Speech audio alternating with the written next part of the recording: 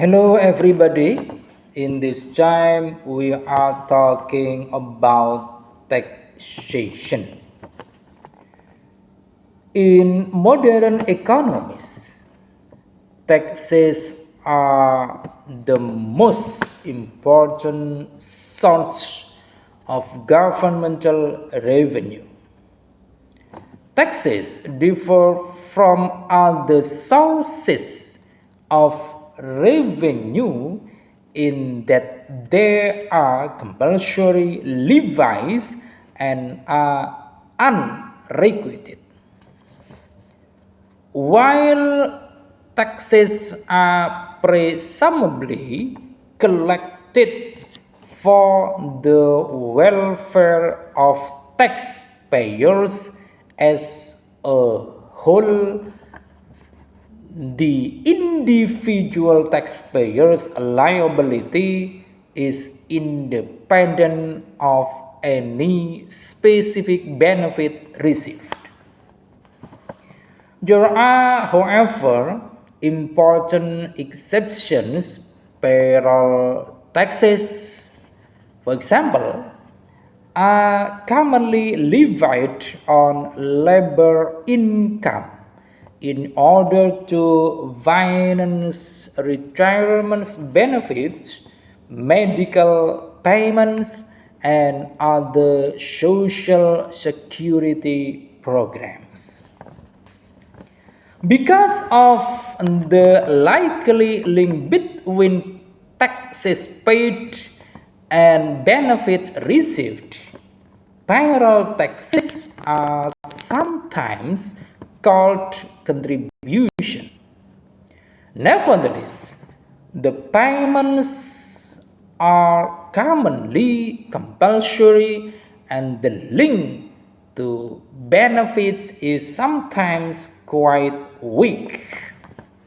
Another example of a tax that is linked to benefits received, if only loosely, is the use of taxes on motor fuels to finance the constructions and maintenance of roads and highways, whose services can be enjoyed only by consuming taxed motor fuels.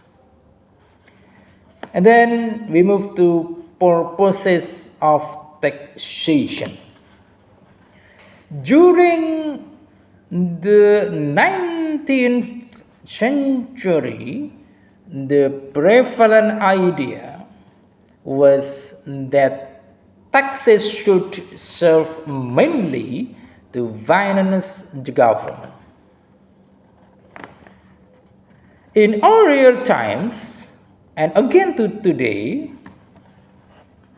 governments have utilized taxation for other than merely fiscal purposes. One useful way to view the purpose of taxation attributable to American economist Richard Musgrave is to distinguish between objectives of resource location, income redistribution, and economic stability. Economic growth or development and international competitiveness are sometimes listed as separate goals, but they can generally be subsumed under the other theory. In the absence of a strong reason for interference, such as the need to reduce pollution, the first objectives, resource location, is furthered if tax policy does not interfere with market determined allocations. The second objective, income redistribution, is meant to lessen inequalities in the distribution of income and wealth. The objective of stabilization implemented through tax policy, government expenditure policy, monetary policy, and debt management is that of maintaining high employment and price stability. And then we move to classes of taxes. We have to know direct and indirect taxes.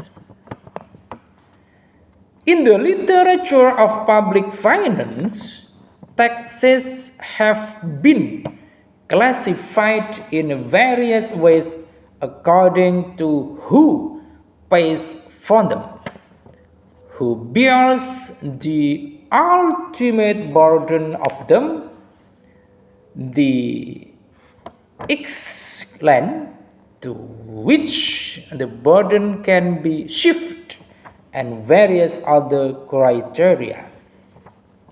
Taxes are most commonly deciphered as either direct or indirect.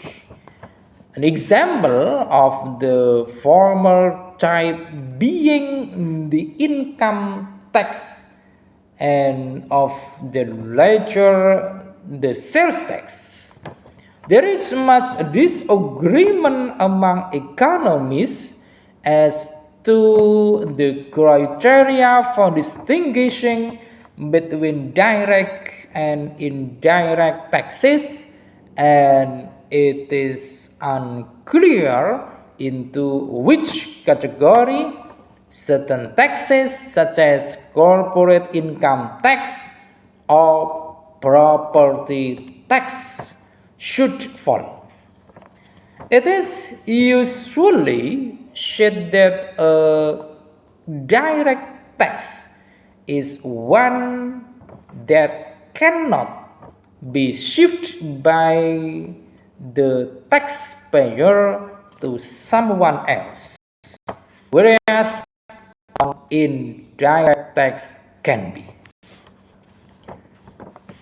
The first is direct taxes. Direct taxes are primarily taxes on natural persons, and they are typically based on the taxpayer's ability to pay as measured by income, consumption, or net wealth. What below is a description of the main types of direct taxes. Individual income taxes are commonly levied on total personal net income of the taxpayer, which may be an individual, a couple, or a family in excess of some stipulated minimum. There are also commonly adjusted to take into account the circumstances influencing the ability to pay, such as family status, number and age of children, and financial burdens resulting from illness. The taxes are often levied at graduated rates, meaning that the rates rise as income rise. Personal exemptions for the taxpayer and family can create a range of income that is subject to a tax rate of 0. Taxes on net worth are levied on the total net worth of a person, that is, the value of his assets minus his liabilities. And as with the income tax, the personal circumstances of the taxpayer can be taken into consideration. And then indirect taxes. Indirect taxes are levied on the production or consumption of goods and services or on transactions including imports and exports. Examples include general and selective sales taxes, value-added taxes, taxes on any aspect of manufacturing or production, and taxes on legal transactions and customs or import duties. General sales taxes are levies that are applied to a substantial portion of consumer expenditures. The same tax rate can be applied to all taxed items, or different items can be subject to different rates. Single state taxes can be collected at the retail level. Multi-state taxes are applied at each stage in the production distribution process. The VAT, which increased in popularity during the second half of the 20th century, is commonly collected by allowing the taxpayer to deduct a credit for tax paid on purchases from liability, especially liability on sales.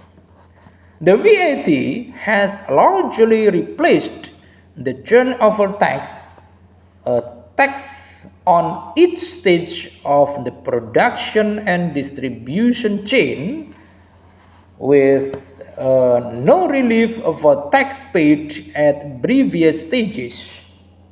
The cumulative effect of the turnover tax, commonly known as tax cascading, distorts and economic decisions. I think it is enough.